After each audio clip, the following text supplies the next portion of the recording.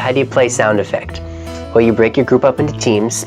You have one person from each team come up at a time, and the objective is simple, is to get your team to guess what sound you are making. Each person will have 30 seconds to try to get their team to guess what the sound is, and the only really rule I added was they can't use words and they can't use their body. So there's no charades involved, there's nothing like that. They just have to make sounds out of their mouth. So try to start out easy at first so that the teams don't get discouraged, maybe with some simple animal sounds, and then progressively get harder as the game moves on. Let me know if you have any other cool suggestions or a way to make this game even better. I'll see you in the next video. Go! Alright, you got it, you got it, you got it!